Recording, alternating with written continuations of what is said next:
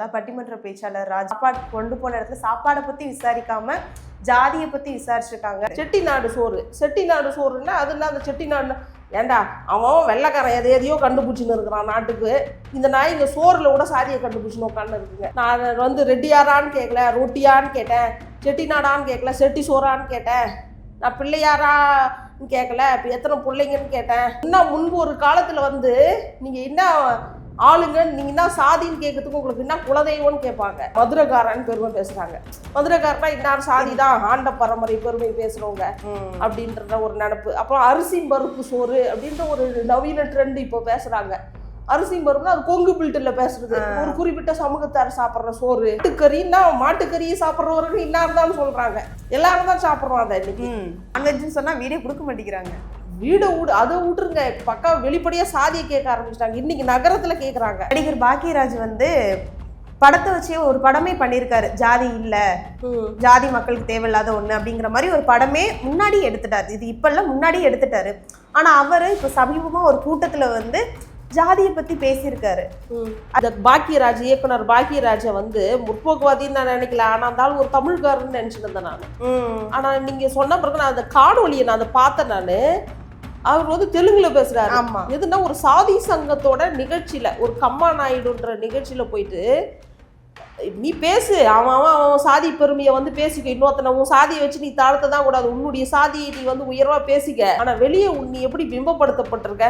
யாரு வந்தாலும் ஃபயர் விடுறாங்க, யாரு வந்தாலும் கொடி பிடிக்கிறாங்க, யாரு வந்தாலும் தூக்கி வளர்த்து விட்டுறாங்க. நம்ம ஆளுங்க, நம்ம நம்ம நம்ம நிலப்பரப்புல உள்ளவங்க. நிம்மதி ப்ராப்பர்ட்டி மேனேஜ்மெண்ட், உங்கள் பழைய வீட்டை புதிய வீடாக மாற்றலாம் வாங்க. வாய்ஸ் ஆஃப் தமிழ்நாடு நேயர்களுக்கு வணக்கம்.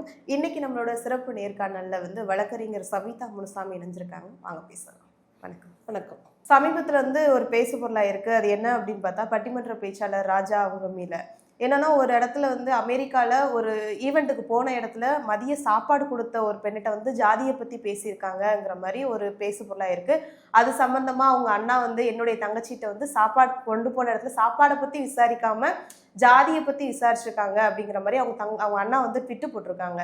இது நீங்க எப்படி பாக்குறீங்க? ஒரு பேச்சாளர் வந்து ஜாதியை பத்தி பேசியிருக்காங்க, அதை நீங்க எப்படி பாக்குறீங்க? பொதுவாக இந்த மாதிரி வெகுஜன ஊடகத்தில் வர்ற இந்த பட்டிமன்ற பேச்சாளர்கள்கிட்டலாம் அவங்க பேசுறது ஒன்றும், அவங்க வாழ்க்கையில் நடந்துக்கிறது ஒன்றும் தான் இருக்கும். சும்மா ஒரு இப்போ நீங்கள் சாலமன் பாப்பையா பட்டிமன்றத்தை எடுத்துக்கோங்க.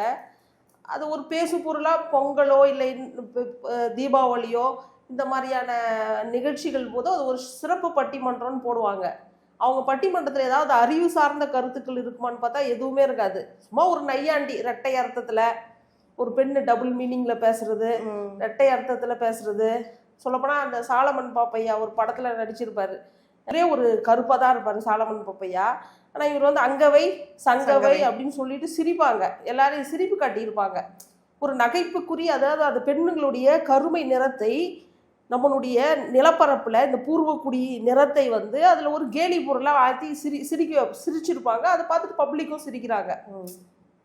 அவங்க வந்து அது அரசீற்றமாவோ அந்த நிறத்தை வந்து யாரோ இழிவுபடுத்தக்கூடாதுன்ற மாதிரியோ வசனங்களோ எதுவும் அவர் பெருசாக ஒன்றும் நடிக்கல.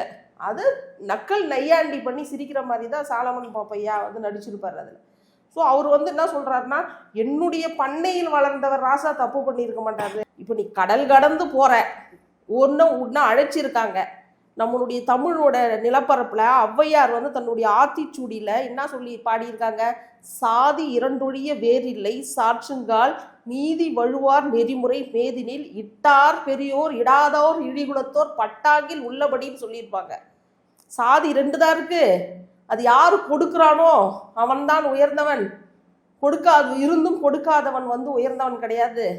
இதுதான் இட்டார் பெரியோர், யாரு கொடுக்குறானோ அவன் தான். அப்போது இங்கிருந்து அந்த பேச்சாளர்களுக்கு அங்கின்ற பெண்கள் வந்து தமிழ் உணவுகளை சமைச்சு வந்து கொடுத்துருக்காங்க. அப்போ குணநலத்தால் அந்த பெண் அங்கே உயர்ந்து நிற்கிறாங்க. அப்படி உயர்ந்து நிற்கின்ற அந்த மேலோரான அந்த பெண்ணுக்கிட்ட நீ என்ன வகுப்பு, நீ என்ன சாதி அப்படின்னு கேட்ட இவங்க எவ்வளோ கீழ்த்தரமானவங்களா இருக்க முடியும்? ஆனால் அவர் சொல்கிறாரே, நான் வந்து ஜாதின்னு சொல்லி நான் கேட்க கிடையாது, நீங்கள் எந்த ஊருமான்னு கேட்டேன், அதுக்கு வந்து அவங்க வந்து காரைக்குடின்னு சொன்னாங்க, நான் அதுக்கு வந்து அப்போ செட்டிநாடா சமையல் செட்டிநாடா அப்படிங்கிற மாதிரி தான் நான் கேட்டேன் அப்படிங்கிற மாதிரி அவர் ஒரு விளக்கத்தை சொல்லியிருக்காரு. ஆனால் வந்து இவங்க மென்ஷன் பண்ணது வந்து அவங்க அண்ணா கேசவன் கார்த்திகேயன் மென்ஷன் பண்ணது என்னன்னா, இல்ல அவர் ஊரை கேட்கறதுக்கு முன்னாடி நீ என்ன ஜாதி என்ன ஆட்கள் அப்படின்னு கேட்டாங்க அப்படிங்கிற மாதிரி சொல்லியிருக்காங்க. ஆனா அவர் சொல்றாரு, நான் அப்படி பேசவே இல்லை, நான் அப்படி கேட்கவே இல்லை, ஜாதியும் கேட்கவே இல்லை, செட்டிநாடா சமையல் செட்டிநாடா இல்ல. இவங்களுக்கு அந்த பெண்ணு வந்து யாரோ அவங்க முகம் தெரியாதவங்க, வெளி உலகம் தெரியாதவங்க, அதாவது ஒரு பிரபலமான ஒரு பெண்ணோ கிடையாது. அவங்க ஒரு இலக்கிய ஆர்வலர்களா இங்கிருந்து தமிழகத்திலிருந்து தாய்மண்ணிலிருந்து பேச்சாளர்களா வந்திருக்கிறவங்களுக்கு ஒரு ஆர்வத்தின் அடிப்படையில் ஆர்வ மிகுதியாகவும் அன்பின் மிகுதியாகவும் உணவை பரிமாற வர்றாங்க. அப்போ அந்த பெண்ணுக்கு என்ன நோக்கம் இருக்கு போது உங்க மேல குற்றம் சாட்டுறதுக்கு? அதுக்கு சப்பை கட்டுக்கின்ற ராஜா என்ன சொல்றாருன்னா, நான் வந்து ரெட்டியாரான்னு கேட்கல, ரொட்டியான்னு கேட்டேன், செட்டிநாடான்னு கேட்கல, செட்டி சோறான்னு கேட்டேன், நான் பிள்ளையாரான்னு கேட்கல, இப்போ எத்தனை பிள்ளைங்கன்னு கேட்டேன், நான் நாடாரான்னு கேட்கல, எந்த நாடுன்னு கேட்டேன். இதெல்லாம் வந்து ஒரு சப்பக்கட்டு கட்டுற மாதிரி இருக்கு. சரி, ஒருவேளை அவர் செட்டிநாடான்னு கேட்டிருந்தா கூட அதுவும் தவறுன்னு தான் நான் சொல்லுவேன். எப்படி முன்பு ஒரு காலத்துல வந்து நீங்க என்ன ஆளுங்க, நீங்க என்ன சாதின்னு கேட்கறதுக்கு உங்களுக்கு என்ன குலதெய்வம்னு கேட்பாங்க. குலதெய்வத்தை வச்சு சாதியை கண்டுபிடிக்கிற ஒரு கேவலமான மனநிலை இங்க இருக்கு. டைரக்டா சாதியை கேட்காம நீங்க என்ன குலதெய்வத்தை கும்பிடுறீங்க அப்படின்னு கேட்கறது. இப்போ என்ன பண்றாங்கன்னா, நான் மதுரைக்காரன்னு பெருமை பேசுறாங்க. மதுரைக்காரனா இன்னார் சாதி தான், ஆண்ட பரம்பரை பெருமை பேசுறவங்க அப்படின்ற ஒரு நினப்பு. அப்புறம் அரிசி பருப்பு சோறு அப்படின்ற ஒரு நவீன ட்ரெண்ட் இப்போ பேசுறாங்க. அரிசி பருப்புனா அது கொங்கு பில்ட்டில் பேசுறது, ஒரு குறிப்பிட்ட சமூகத்தார் சாப்பிட்ற சோறு. அதை வச்சு அரிசி பருப்பு சோறுன்னு யாராவது போட்டாங்கன்னா, ஓ இவங்க நம்ம ஆளுன்னு கண்டுபிடிக்கிறது. அப்புறம் வந்து உணவை வச்சு ஒரு அரசியல், உணவு அரசியல். கொங்கு நாடு அந்த என்னது என்ன சோறு சொன்னீங்க நீங்க? செட்டிநாடு சோறுன்னா அதுன்னா அந்த செட்டிநாடு. ஏண்டா அவன் வெள்ளைக்காரன் எதையோ கண்டுபிடிச்சின்னு இருக்கிறான் நாட்டுக்கு. இந்த நாய் இங்கே சோறுல கூட சாதியை கண்டுபிடிச்சின்னு உட்காந்து இருக்குங்க. நான் குலதெய்வம் கண்டுறது அரிசி பருப்பு சோறுன்றது, நான் மதுரைக்காரன் பெருமை பேசுறது, நான் குலதெய்வம் கேட்டு சாதியை கண்டுபிடிக்கிறது. வெள்ளைக்காரன் எவ்வளோ அறிவியல் கண்டுபிடிப்புகளை கண்டுபிடிச்சின்னு இருக்கான், இவங்க சோத்துல கூட சாதியை கண்டுபிடிச்சின்னு உட்காந்துருக்காங்க. இது எவ்வளோ கேவலமா இருக்கு. இவர் சொல்லுகின்ற சப்பை கட்டுல கூட ஒரு நியாயம் இல்லை. செட்டிநாடான்னு கேட்டால் அவங்க செட்டியாருன்னு புரிஞ்சுக்கினாங்களாம். ஏன் செட்டிநாடு சோறுன்னு தனி சோறு வந்து யார் தின்னுவாங்க? அது ஒரு குறிப்பிட்ட சமூகம் செய்கிற சோறு செட்டிநாடு சோறு. சோறில் என்ன உயர்ந்தவன் தாழ்ந்தவன்ற சோறு பாகுபாடு இருக்கு. அப்போ உணவு அரசியல். இங்கே உணவை வச்சு அன்பு பொன்னோவியம்னு ஒரு அறிஞர் இருப்பார், அவர் ஒரு புத்தகம் எழுதி இருக்கிறார், உணவில் ஒளிந்திருக்கும் சாதின்னு சொல்லிட்டு. அப்போ சாதி உணவை வைத்து ஒருவருடைய சாதியை கண்டுபிடிக்கிறது. இப்போ மாட்டுக்கறின்னா மாட்டுக்கறியை சாப்பிட்றவர்கள் இன்னார்தான் சொல்றாங்க, எல்லாரும் தான் சாப்பிட்றோம் அதை. இன்னைக்கு மாட்டுக்கறி சாப்பிட்டா இவன் தான் அப்படின்னு ஒரு பிராண்ட் பண்றது. இப்போ வெஜ்ஜா நான்வெஜ்ஜான்னு கேட்கறது வீடு தேடின்னு போனா இன்னைக்கு அதை வச்சு கண்டுபிடிக்கிறது. மதத்தை வச்சு கண்டுபிடிக்கிறது. பொட்டு, இப்போ நான் பொட்டு வச்சுக்காம போய் வீடு கட்ட வச்சு நீ கிறிஸ்டியனான்றாங்க. பொட்டு வச்சுன்னு போனா ஓகேன்றாங்க. வெஜ்ஜா நான்வெஜ்ஜான்னு கேட்குறாங்க. அதில் அது மாதிரி கேட்குறவங்க பிராமணர்கள் ஏதோ கொஞ்சம் பேர் தான். நான்வெஜ்னு சொன்னால் வீடே கொடுக்க மாட்டேங்கிறாங்க. அதை விட்டுருங்க. இப்போ பக்கா வெளிப்படையாக சாதியை கேட்க ஆரம்பிச்சிட்டாங்க. இன்னைக்கு நகரத்தில் கேட்குறாங்க. சென்னையில தான் சாதிகள் இல்லாத ஒரு நகரமாக வந்தாரை வாழ வைக்கும் ஒரு பூமியாக இந்த சென்னை மண் இருந்தது. ஆனால் இன்னைக்கு இந்த ஐடியில் வேலை செய்கிறவங்க தென் மாவட்ட பகுதியிலிருந்து தங்களுடைய நிலப்புலன்கள்லாம் விற்றுட்டு இங்கே வந்து அப்பார்ட்மெண்ட் வீடுகள் வாங்கி வசிக்கிறவங்க இங்கே நவீன சாதிகளை உருவாக்கி வச்சுருக்காங்க. இன்னைக்கு வீடு கேட்டால் இந்த மெட்ராஸை உடைத்து உருவாக்கிய பூர்வகுடி மக்களை சென்னைக்கு வெளியே ஒதுக்குப்புறமா விரட்டி விட்டாங்க. இங்கே ஆக்குபைட் பண்ணியிருக்கவங்களா யாருன்னா தென் மாவட்ட பகுதியிலேருந்து வந்த சாதியவாதிகள். இவங்க வந்து சாதியை வெளிப்படையாக கேட்குறாங்க. நீ யாருன்றத வெளிப்படையாக கேட்குறாங்க. என்ன குலதெய்வம்னு கேட்குறது, உருவத்தை வச்சு எடை போடுறது, நிறத்தை வச்சு எடை போடுறது, பொட்டு வச்சுருக்காங்களான்றது, கிறிஸ்டியனான்றது. இந்த பக்கம் கிறிஸ்டினா இருந்தால் அவங்க தலித்துக்களாக தான் இருப்பாங்க. அந்த தென் மாவட்ட பகுதியில் கிறிஸ்டியனா அதில் தேவர்கள் இருப்பாங்க, நாடார்கள் இருப்பாங்க, தலித்துகளும் இருப்பாங்க, மீனவர்கள் இருப்பாங்க. இந்த பகுதியில் திருவள்ளூர் மாவட்டத்தில், வேலூர் மாவட்டம், இந்த மாவட்டத்தில் கிறிஸ்தவர்களாக இருந்தாங்கன்னா அவங்கள ஓ நீங்கள் கிறிஸ்டினா அப்படின்னா அவங்க தலித்து வரையர்களாக தான் கிறிஸ்தவர்களாக இருப்பாங்கன்றது புரிஞ்சுக்கிறது. ஓகே, இப்படி ஒரு கேவலமான மனநிலையில தான் இந்த ராசான்ற நபர் வந்து கேட்டிருக்காங்க. இந்த மாதிரி ஆளுங்களை தான் கூட்டின்னு போயிட்டு பட்டிமன்றங்கள் பேச வச்சு மக்களை ஏதாவது சிந்திக்கிற மாதிரியே இவங்கெல்லாம் பட்டிமன்றங்கள் நடத்துறாங்க. இப்போ வந்து இந்த இன்சிடென்ட் வந்து 3ஆம் தேதி பிப்ரவரி 3ஆம் தேதி நடந்திருக்கு. ஆனால் இது வந்து இப்போ லீக் ஆனது வந்து நேற்று தான் லீக் ஆயிருக்கு. 9ஆம் தேதி 10ஆம் தேதி இது பக்கம் தான் லீக் ஆயிருக்கு.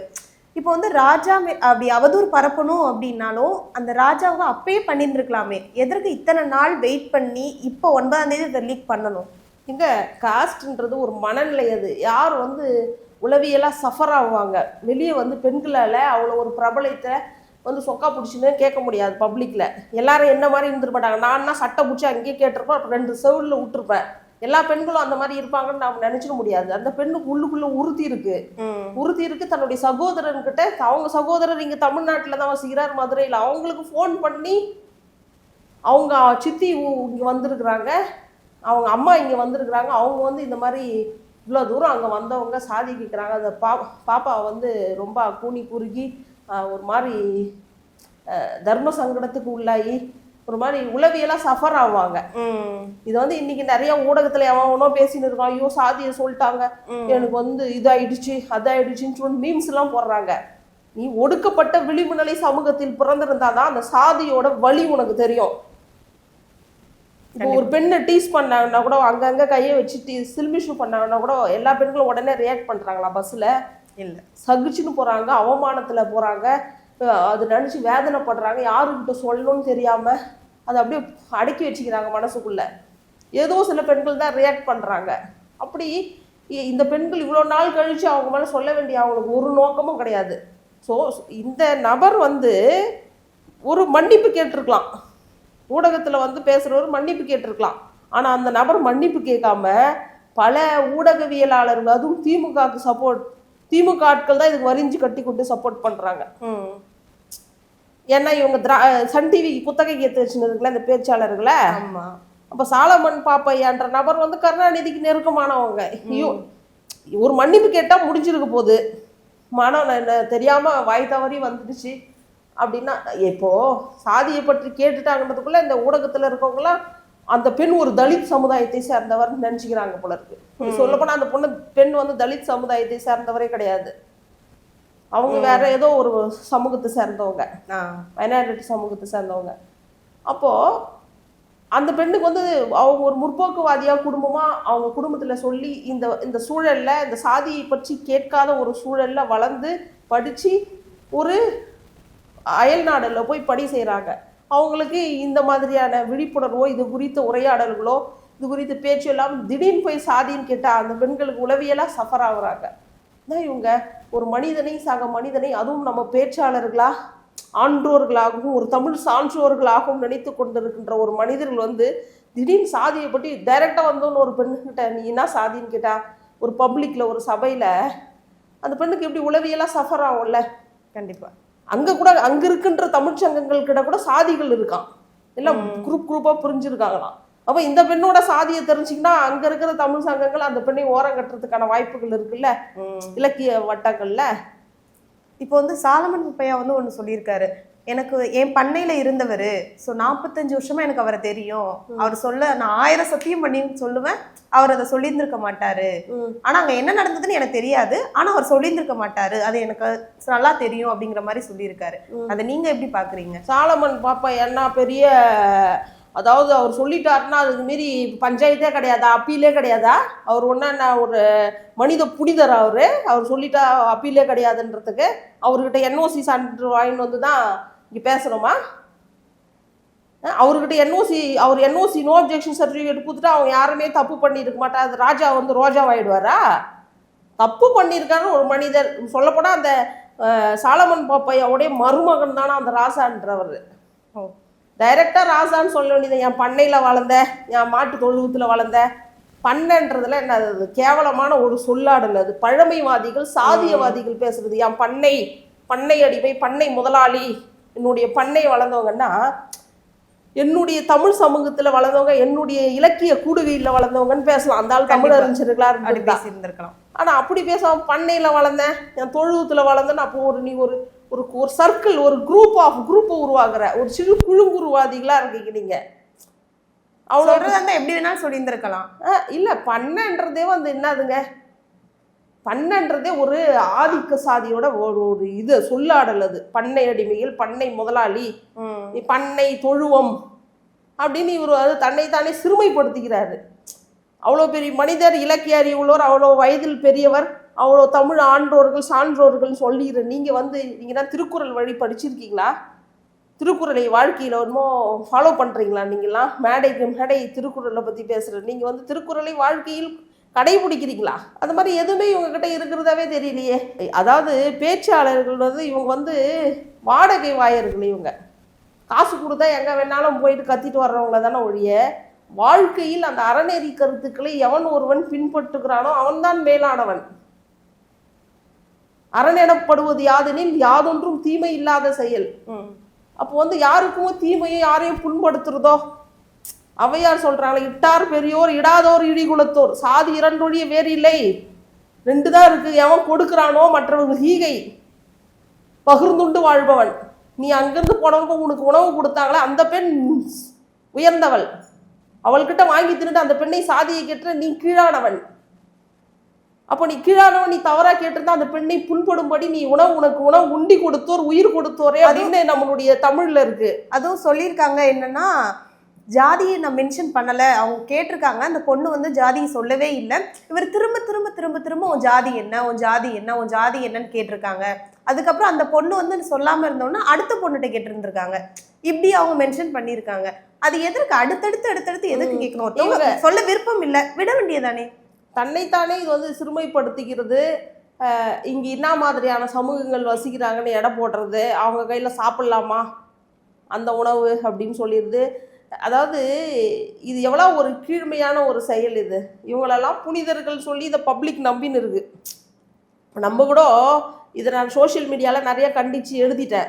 மறுபடியும் இங்கே நீங்கள் நேர்காணலுக்கு கூப்பிட்டுருக்கீங்கன்னா எதுக்கு வந்திருக்கேன்னா, பப்ளிக் இதுக்கு தெரியட்டும். பப்ளிக் இவங்களெல்லாம் ஏதோ ஒரு நார்மல் பீப்புள் வந்து என்ன நினைக்கிறாங்கன்னா, இவங்க பெரிய அறிவு சீவிகள், இவங்க பேசுறது எல்லாத்தையும் ஒரு நையாண்டி நக்கில் வந்து சிரிச்சுட்டு அப்படி இவங்களை தூக்கி வச்சு கொண்டாடுறாங்க. ஒரு பேச்சுக்கு ஒரு இடத்துல கூப்பிட்டா 1,50,000 கொடுக்குறது அப்படிலாம் கூப்பிடுறாங்க. இப்போ உண்மையாக பேசக்கூடிய தமிழ் சான்றோர்கள் எவ்வளோ பேர் விளம்பரம் இல்லாமல் இருக்கிறாங்க, வறுமையில் இருக்காங்க. கண்டிப்பாக வாழ்க்கையில் அந்த அறத்தை கடைபிடிக்கக்கூடிய தமிழ் சான்றோர்கள் இவ்வளோ பேர் இருக்காங்க. அந்த மாதிரி நபர்களை கூப்பிட்டு பேச்சாளர்களை அழைச்சி இந்த தமிழ் சங்கங்கள் பேசி ஊக்கத்தொகைகளை கொடுத்து அவர்களை வளர்த்து விட்டு அவங்களுடைய தமிழ் பாலை நல்லா பருகி அவங்களுடைய பேச்சாற்றலுக்கு ஒரு மதிப்பளித்து அந்த மாதிரியான நபர்களை ஊக்குவிக்கலாமே ஒழிய இந்த போன்ற உள்ளொன்று வைத்து புறமொன்று பேசுவோர் உறவு களமாவை வேண்டும். இந்த மாதிரி ஆட்களை இனிமேல் யாருமே கூப்பிடாம புறந்தள்ளணும், புறக்கணிக்கணும். இவங்க வந்து இந்த மாதிரி பேசி பேசி வாய் வியாபாரிகள் பணத்தையும் பொருளையும் செல்வாக்கையும் அரசியல் செல்வாக்கையும் வளர்த்து வச்சுன்னு இந்த மாதிரி போகிற இடங்கள்லாம் சாதியை பற்றி மறைமுகமாக பேசின்னு தான் உட்காந்து இருக்காங்களே. இத்தகைய ஆட்களை நம்ம தமிழ் சமூகம் புறக்கணிக்க வேண்டும். நடிகர் பாக்கியராஜ் வந்து படத்தை வச்சே ஒரு படமே பண்ணியிருக்காரு. ஜாதி இல்லை, ஜாதி மக்களுக்கு தேவையில்லாத ஒண்ணு அப்படிங்கிற மாதிரி ஒரு படமே முன்னாடி எடுத்துட்டாரு. இது இப்பெல்லாம் முன்னாடி எடுத்துட்டாரு. ஆனா அவரு இப்ப சமீபமா ஒரு கூட்டத்துல வந்து ஜாதியை பத்தி பேசியிருக்காரு. அது நம்ம லாங்குவேஜ்ல வேற ஒரு லாங்குவேஜ்ல வேற ஒரு மொழியில வந்து பேசியிருக்காரு.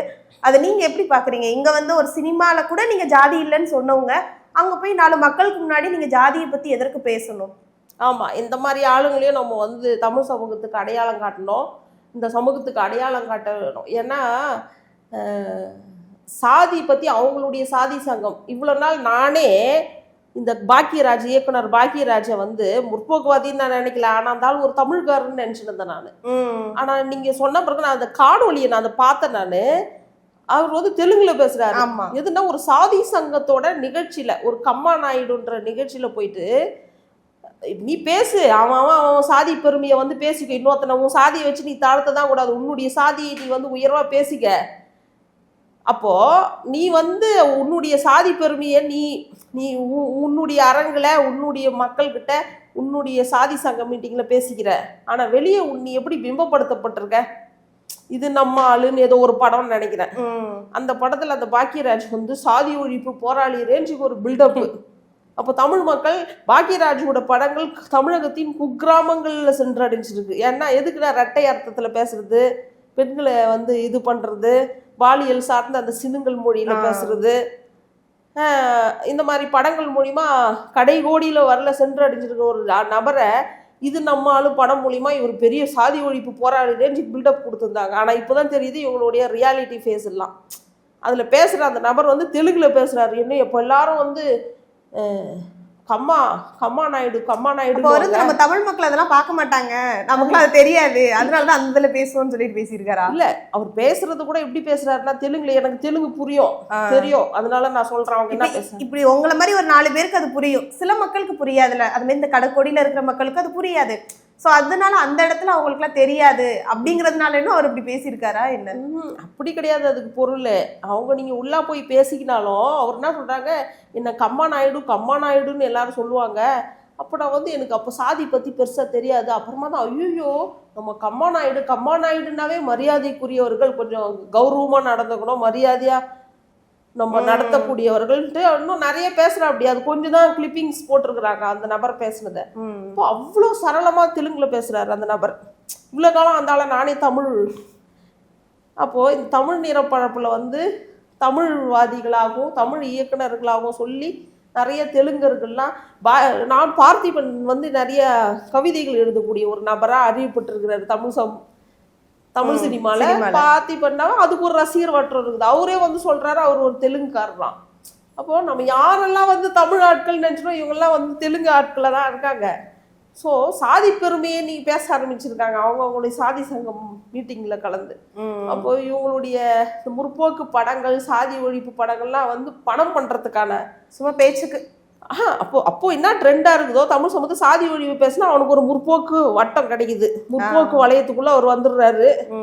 அப்புறமா ஒரு முற்போக்கு சாதி ஒழிப்பு போராளி ரேஞ்சுக்கு அவங்க பில்டப் பண்ணிடுறாங்க. இப்படிலாம் சொல்லி பணம் சம்பாதிக்குது. அன்னைக்கு என்ன ட்ரெண்டா இருக்குதோ அது மாதிரி பேசி பணம் சம்பாதிக்கிறது. அப்போ பணம் சம்பாதிக்கக்கூடிய ஒரு கருவியாக தான் இவங்க இந்த மக்களை பார்த்து இங்கெல்லாம் இதெல்லாம் சாதி ஒழிப்பை பற்றி பேசி ஒரு ட்ராமா பண்ணியிருக்காங்க. நிஜத்தில் அவங்க அவ்வாறு இல்லை என்பதை இந்த மாதிரி நம்ம பேசுகிற இந்த உரையாடல்கள் மூலிமா இதை பார்க்குறவங்க தெரிஞ்சுக்கிட்டோம். இவங்கள மாதிரி ஆளுங்கள்லாம் யார் வந்தாலும் ஃபயர் விடுறாங்க, யார் வந்தாலும் கொடி பிடிக்கிறாங்க, யார் வந்தாலும் தூக்கி வளர்த்து விட்டுறாங்க நம்ம ஆளுங்க, நம்ம நிலப்பரப்பில் உள்ளவங்க. அப்போ வந்து இவங்களோட ரியாலிட்டி தெரியுமோ, அது ஐயோ இவனையா தூக்கி பிடிச்சோம், இவன்னா இப்படி இருக்கான் அப்படின்றாங்க. ஸோ இந்த ஊடகத்தின் வழியாக நான் என்ன சொல்கிறேன்னா, நான் ஒரு பறையர் சமூகத்தை சார்ந்த ஒரு பெண்ணு. நான் இன்னும் பறையர் அப்படின்ட்டு நான் சொல்லும் போது நீ மட்டும் உன் சாதியை உயர்த்தி பிடிக்கிறியே, எங்களெல்லாம் சாதி ஒழிப்பை பற்றி பேசுகிற, நீ உன் சாதினா முதல்ல நான் சாதிய படிநிலையிலே வரமாட்டேன். 4 வருடங்களை தோற்றுவித்து பிராமணன், சத்திரியன், வைசியன், சூத்திரன் என்ற 4 வருடத்தை எதிர்த்து சண்டையிட்டாதால் தான் நான் அவர்ணர்களா சேரியில ஊருக்கு ஒதுக்குப்புறமா நாங்கள் இருக்கோம். பறையர்கள் என்பதை அறத்தை உலகுக்கு பறைசாட்சியவர்கள். பறைத்தல்னா எடுத்துரைத்தல். அறத்தை பறைசாட்சியவர்களை ஒரு தொல்குடி மக்கள் சாதிக்கு எதிராக சண்டையிட்டவர்கள் நாங்கள். அதனாலதான் ஊருக்கு ஒதுக்குப்புறமா நிலமற்றவர்களாகவும் வீடற்றவர்களாகவும் ஒரு சாதியை, அனைத்து சாதிகள் வசிக்கக்கூடிய ஒரு குடியிருப்பு இல்லாமல் எங்கள் குடியிருப்பு இந்தியா முழுவதும் ஊர் வேறு சேரி வேறாக பிரிந்திருப்பதற்கான மிகப்பெரிய ஒரு வரலாற்று பின்னணி என்னன்னு பார்த்தீங்கன்னா, வரலாற்றில் நாங்கள் சாதிக்கு எதிராக போர் தொடுத்து சண்டையிட்டவர்கள். அதனுடைய மக்களுக்கு ஒரு ஐடென்டிட்டி, அது சாதி பெயர் அல்ல. பறையர் என்பது சாதி பெயர்களது. அறத்தை உலகுக்கு தம்மத்தை, புத்தனின் தம்மத்தை, வள்ளுவனின் அறத்தை உலகுக்கு பறைசாட்சியவர்கள் தான் பறையர்கள். ஸோ அங்கிருந்து நான் வந்தன்றதை நான் பெருமையாக சொல்லிப்பேன். நான் சாதியற்றவள்.